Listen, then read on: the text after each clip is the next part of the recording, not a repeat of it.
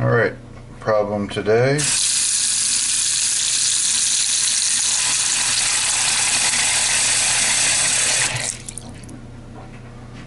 Slow draining sink.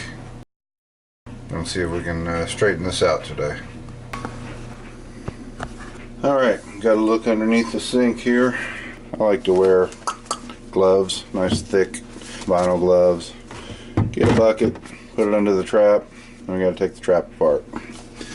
So you got this joint here, we got a joint back here, and we got a joint right here. All these are just hand tightened, so support the pipe while you're loosening it. Turn it with your hands, unloosen it like so, and then come over here and do this one. And I'm working around the camera, so it's a little bit awkward, but hopefully we get the point. Oh, there comes our water. The trap's got water in it, and yep, that's by design for anybody that doesn't know. So the point of the trap is to maintain a water seal that prevents odors from coming back into your house. And we can already start to see a bit of the problem there. Not pleasant, but it is what it is. Now, I happen to live in a house with myself and my wife and 2 daughters, all 3 of which have long hair, so cleaning the drains is not an unusual thing for me. I have to do this about once or twice a year usually. As we can see, we got a big piece of hair sticking right here, so we got a pretty good idea where the clog is already. Now if I try to pull that, it might come out and it might not, but what we'll do to make sure that everything does come out is we'll take the stopper mechanism out of the drain to loosen all that gunk up so it'll come out. So right back here you can see when you pull the stem on the back of your faucet to close your stopper, that actuates this lever right here. And that lever goes into the back of this pipe underneath this nut right here, which is hand tight. So we'll loosen this up. So I get this nut loose back here, pull this whole mechanism out of the drain pipe like that. And you can see it's got this ball that it flexes on. There's quite a bit of corrosion and gunk on there. So now if we come back up top and look at the drain, we'll be able to pull the stopper out. Yeah, see that? Wonder where the clog is, huh? Hair. I'm going to put you back down under the sink, and I'm going to push this down so you can see it come out.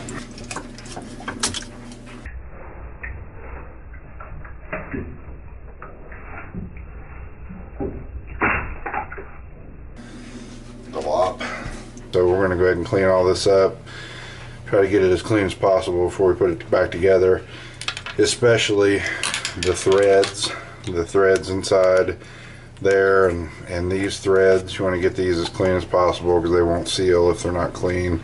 So we'll put it back together, see how it does. And then we'll look at what came out of the drain. That'll be even more fun.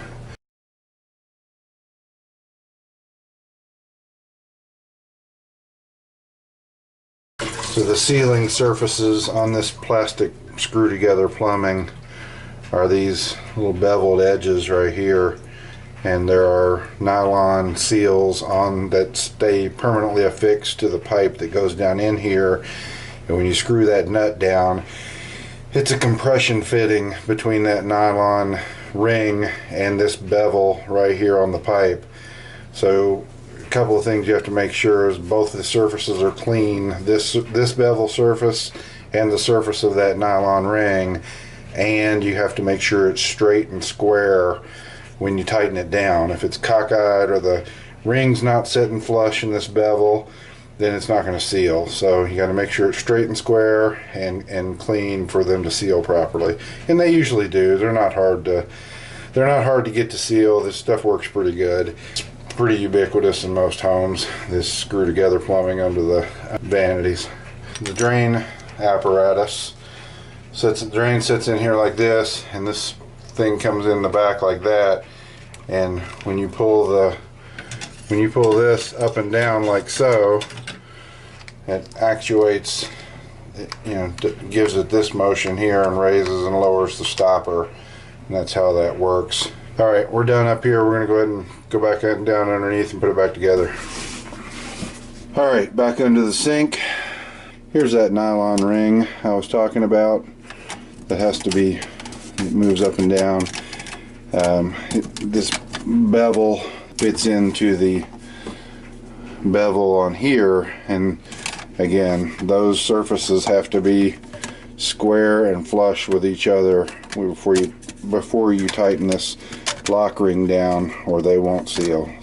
And this piece here has the bevel right here, and it's made into the pipe, and that sits there, so it has to be straight and square before you lock it down. So we're going to go ahead and put this part back together.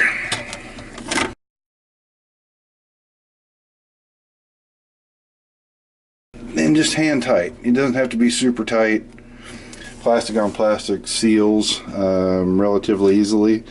We're going to tighten this one first, wiggle this around, make sure it's where it needs to be, where there's not binding tension on this joint, and then tighten this one up.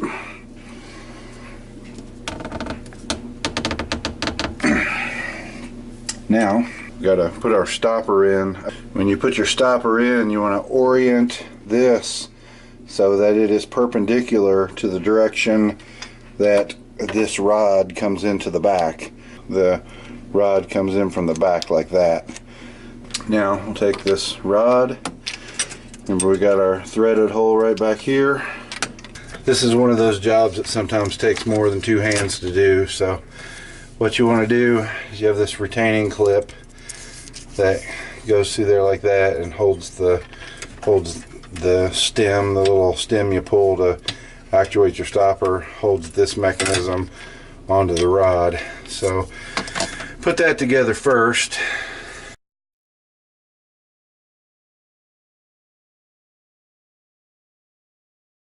So you got that back together the way it's supposed to go, like that, with the clip around this vertical stem piece. You usually want to point it down like that so it catches the hole in the bottom of the stopper. When you get the rod in, move it up and down and look at your stopper and make sure that it's actually connected to your stopper, that the rod went through that hole in the bottom of the stopper. You'll want to reach in your sink and pull up on the stopper and make sure it does not come out. If it comes out, then you missed the hole and it won't go down far enough to seal.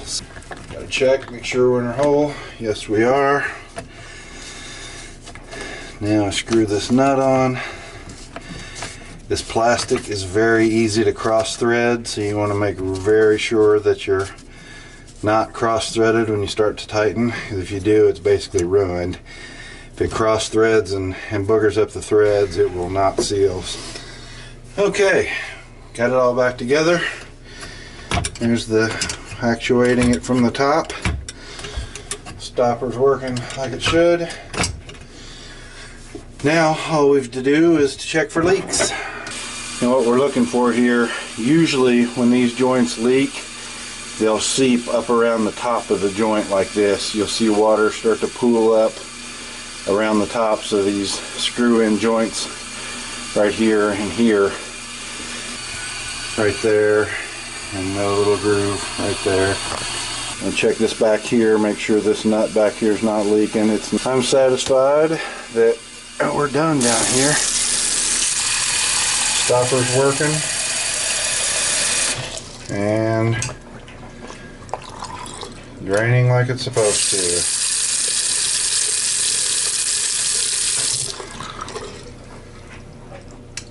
All done. Hope you found something helpful in this. We're outside getting ready to empty our bucket, and thought we'd look through here and see what kind of gems we got out of the drain that caused the predicament we found ourselves in.